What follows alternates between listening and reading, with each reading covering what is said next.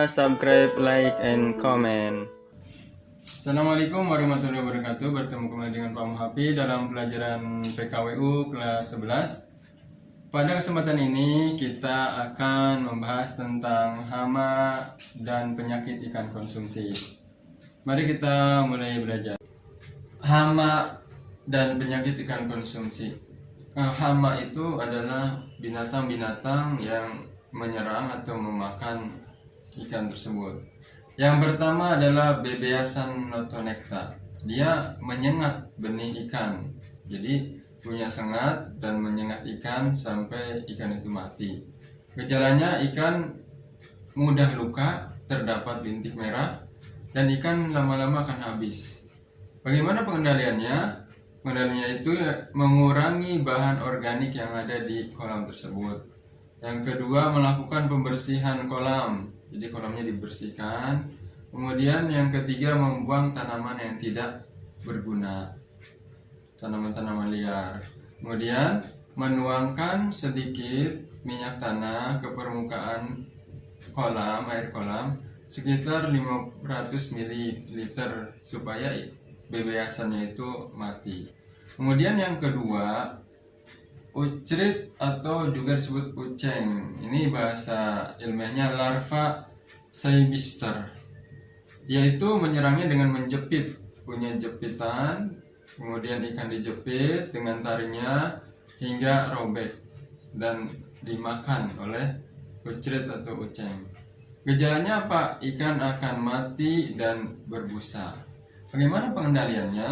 Pengendaliannya yaitu hampir sama dengan yang tadi, mengurangi bahan organik yang menyebabkan binatang itu banyak, kemudian melakukan pembersihan kolam, kemudian melakukan pergantian air. Jadi airnya itu diganti supaya bahan-bahan organik yang ada di situ hilang, kemudian binatang yang ada di situ juga hilang, dan oksigen menjadi lebih baik lagi.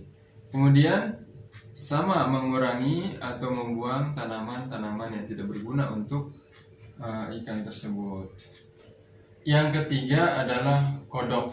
Nah, kodok ini memakan telur ikan. Jadi gejalanya telur ikan itu berkurang sehingga karena telurnya dimakan. Nah, biasanya bagi para peternak.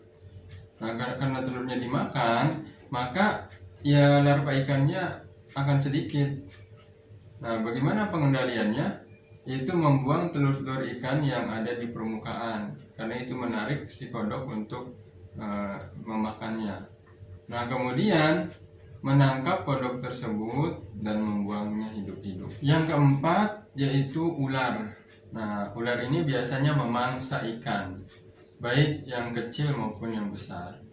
Nah, ular ini cara mengendalikannya yaitu dengan cara membuat perangkap ya supaya dia tertangkap, atau membuat jaring untuk menutupi kolam supaya ular itu tidak bisa masuk, seperti itu. Dan membersihkan tanaman-tanaman yang tidak berguna dalam kolam yang menjadi tempat atau sarang dari ular tersebut. Dan yang kelima yaitu lingsang atau berang-berang. Ini mungkin agak jarang, tapi di suatu tempat juga masih ada. Nah, dia memakan ikan pada saat malam hari. Pada saat tidak ada orang, malam hari dia datang ke kolam dan memakan ikan. Bagaimana pengendaliannya? Yaitu membuat jebakan. Membuat jebakan supaya ketika dia masuk maka dia tertangkap. Kalau kita mungkin seperti jebakan tikus ya, tapi kan lingsang lebih besar. Kemudian apalagi pengendaliannya? Yaitu dengan cara menangkap hidup-hidup. Kemudian yang berikutnya burung. Nah, burung itu biasanya memakan ikan yang menyala, warnanya itu sangat menyala, seperti ikan yang berwarna merah atau kuning. Bagaimana cara pengendaliannya? Yaitu membuat rumbai-rumbai, atau kalau di sawah itu ada namanya orang-orangan sawah ya. rumbai-rumbai supaya kalau tertiup angin burung itu takut biasanya, atau orang-orang sawah ketika tertiup angin itu juga takut. Dan memberikan bambu-bambu di atas kolam. Jadi ketika ada bambu itu maka ikan untuk memangsa, maksudnya burung ketika memangsa ikan itu jadi sulit karena ada bambu-bambu. Biasanya di kampung-kampung itu kolam dikasih atasnya bambu supaya burung tidak memakan ikan-ikan tersebut. Kita masuk kepada penyakit ikan konsumsi. Yang pertama adalah jamur. Nah, penyebabnya adalah jamur Sprolognia sp atau Axlia sp. Nah, gejala-gejalanya kulit ikan terdapat jamur. Kemudian bobot ikan jadi berkurang karena dia terserang penyakit. Kemudian gerakannya juga jadi lambat. Bagaimana pengendaliannya? Nah, menjaga kualitas air sama seperti yang lain. Kualitas air dijaga supaya air itu bersih. Kemudian memberikan pakan tambahan yang bergizi sehingga daya tahan tubuh ikan lebih baik lagi. Dan berikutnya yaitu melakukan perendaman dengan formalin atau malaktigrin. Nah, supaya ketika direndam itu dengan formalin atau malaktigrin itu jamur-jamurnya mati seperti itu. Dan yang kedua yaitu bintik putih atau orang bilang white spot, penyakit white spot, bintik putih.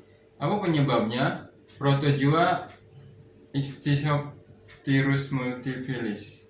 Nah, ini gejalanya kulit berbintik putih, bintik-bintik putih. Banyak biasanya di seluruh tubuhnya. Kemudian ikan berwarna pucat dan gerakannya juga sama, gerakannya jadi lambat, yang biasanya jadi lambat. Nafsu makan juga berkurang. Bagaimana pengendaliannya? Hampir sama seperti tadi, yaitu menjaga kualitas air, kemudian memberikan makanan yang bergizi buat ikan, makanan tambahan. Kemudian bisa juga direndam dengan garam ikan. Nah, garam yang besar-besar itu bukan garam yang beriodium, tapi garam yang besar-besar khusus untuk merendam ikan. Kemudian yang ketiga yaitu trichotillomaniasis. Nah, penyebabnya apa? Parasit Trichodiana sp. Nah, gejala-gejalanya ikan pucat, jadi warna ikan itu pucat, dan terdapat pendarahan di bagian insangnya dan bagian sirip dan kulit juga. Nah, ini terkena biasanya oleh parasit ini. Dan pengendaliannya seperti apa? Hampir sama tadi, menjaga kualitas air, memberi pakan tambahan yang bergizi. Nah, ini menaikkan suhu air dinaikkan. Nah, kalau misalkan di akuarium sih gampang ya, diberikan lampu saja. Nah, mungkin kalau di kolam bisa juga tadi dia terkena sinar matahari langsung. Kemudian memfilterisasi atau perendaman dengan garam atau diberikan vaksinasi. Kemudian yang keempat yaitu bakteri.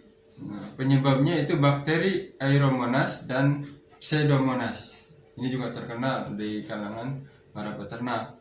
Nah, gejalanya nafsu makan berkurang, kemudian kulit ikan juga atau warna ikan pucat, kemudian gerakan juga lambat, dan bobot ikan menurun. Betul, karena tadi nafsu makannya pasti berkurang. Pengendaliannya yaitu memberikan vaksinasi sama seperti tadi, atau direndam dengan formalin dengan kadar tertentu yang sudah ditentukan, dan memberikan makanan tambahan dan juga melakukan pergantian air. Yang kelima adalah virus. Nah, biasanya penyebabnya Koi herpes virus atau disingkat KHV. Walaupun ini khusus sebetulnya namanya jadi koi ya, menyerang ikan koi, tapi ikan-ikan lain juga bisa terserang, ikan-ikan sejenisnya ya. Gejalanya ikan mati tiba-tiba. Jadi tiba-tiba ikan tuh mati. Wah, kenapa ini? Bisa jadi disebabkan oleh virus. Kemudian sering ke permukaan air. Ikan itu sering muncul ke permukaan air gitu. Yang biasanya di dalam air, dia kadang-kadang muncul ke permukaan air. Gerakannya juga jadi lambat, seperti itu. Bagaimana pengendaliannya? Sama, menjaga kualitas air. Jadi air itu sangat penting ya, kalau sebagai peternak ikan, menjaga kualitas itu sangat penting. Kemudian melakukan pembersihan kolam dari berbagai macam bahan organik yang tidak perlu, termasuk juga tadi tanaman-tanaman yang mengganggu, yang tidak perlu di dalam kolam itu. Kemudian melakukan perendaman dengan formalin atau melakukan vaksinasi. Demikianlah pembahasan kita kali ini tentang hama dan penyakit ikan konsumsi. Semoga kalian dapat mengerti. Terima kasih.